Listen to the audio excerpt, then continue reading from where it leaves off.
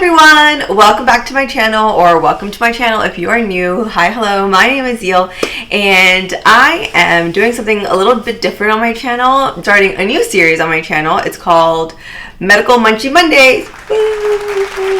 Okay, so you might be wondering, where did you come up with this idea?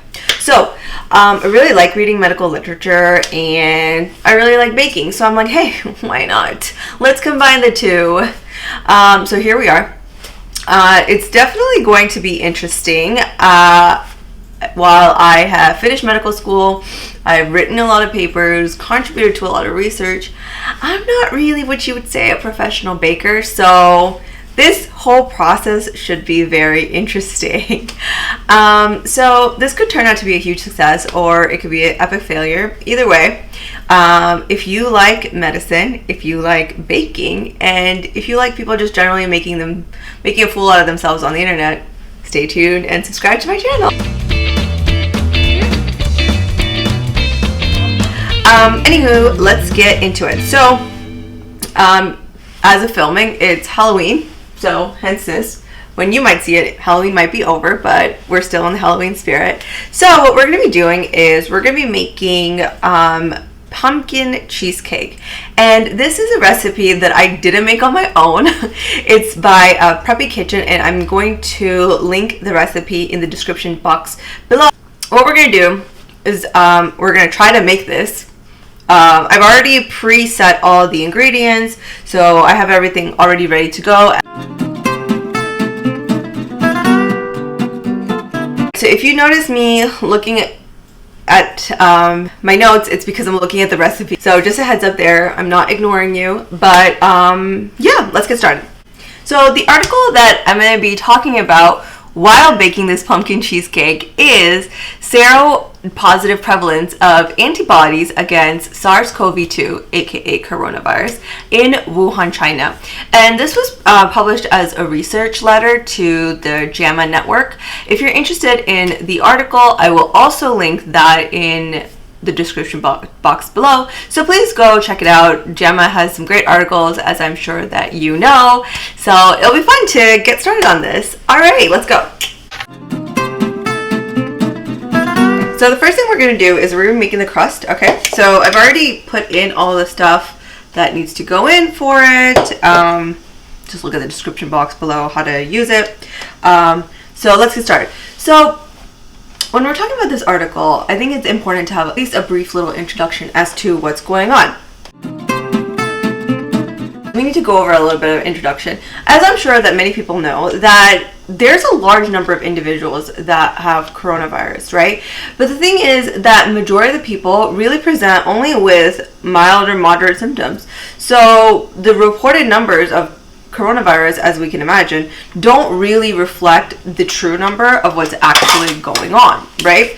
So it's like, what do we do, right? So what we have to do is we have to try to figure out a way to use population studies to understand the epidemiological characteristics of the virus itself. Start on the cheesecake. We're going to be talking about the methods that they used to actually do this study. So what it was a cross-sectional study, okay? And the participants were people above the age of 18. And it was done at Munchie Hospital. And if I'm saying it wrong, I'm sorry. At the Wuhan University of Science and Technology between March 27th and May 26th. Okay, so like I said, all the participants were above the age of 18. They controlled for all the different variables like age and sex and residential region. So they to see if these participants were coronavirus positive. So the way that they did that was they were checking, hey, do they have antibodies against IgG and IgM? And their method of determining that was positivity on real-time reverse transcriptase PCR for RNA.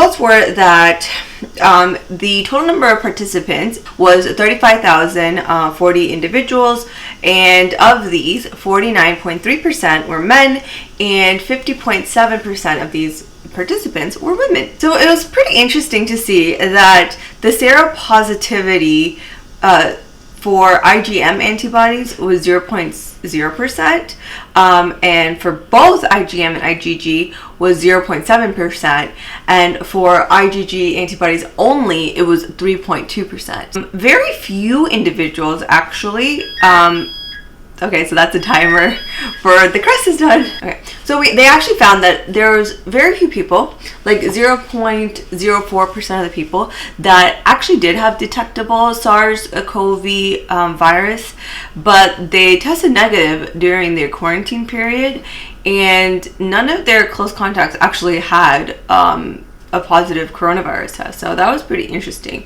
Also found that the rates in the urban centers were higher compared to the suburban and rural areas. As you can imagine, which order do you think they went into? Highest urban, then suburban, and then rural. So it showed a gradient-like effect. Interesting to note that women actually also had a higher seropositive prevalence than men. They also found that the prevalence of being seropositive was actually related to age. So if you were above the age of 60, there was a higher prevalence of being seropositive. So that's pretty interesting in and of itself.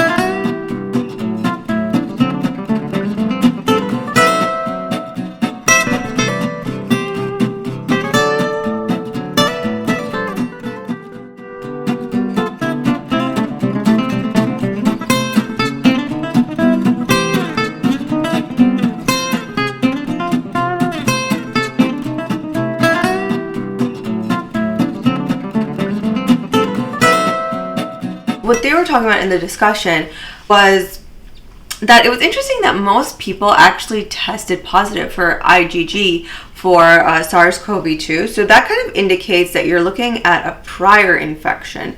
So not really that the person actually has an acute infection at this time, which as we know, would be indicative of a positive IgM. Urban areas actually had a higher seropositive prevalence than did suburban and rural. And also that there was a higher seropositive prevalence in elderly populations.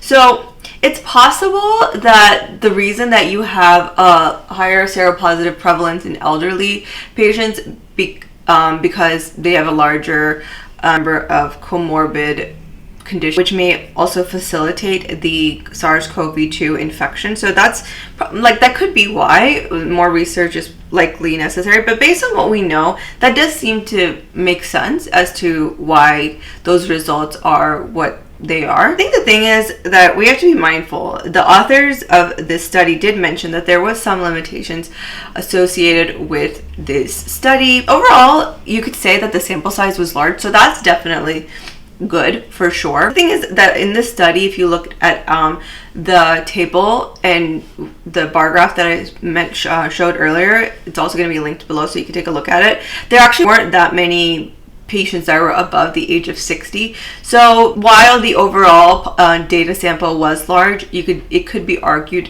that that particular age group didn't have enough of a large sample size to give an accurate reading.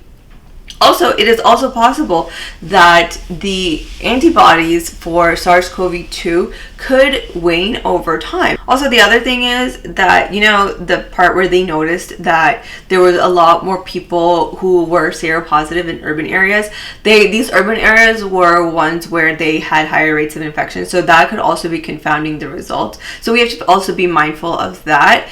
The other thing is that we have to do further research into the actual antibodies for SARS-CoV-2 because The thing is that the specific antibodies for SARS-CoV might wane over time, and especially in some convalescent individuals. So the thing is that these people who may have already low levels, they might be testing negative, and they're more likely to be negative at population level studies. So I think that it was overall a very interesting article, but I think that we need to, obviously do a little bit more further research, and the authors of the study also noted these limitations. So yeah, overall I thought it was interesting, and I hope you guys liked it. I'm going to be continuing to make this cheesecake, and now I'm going to put it inside the crust.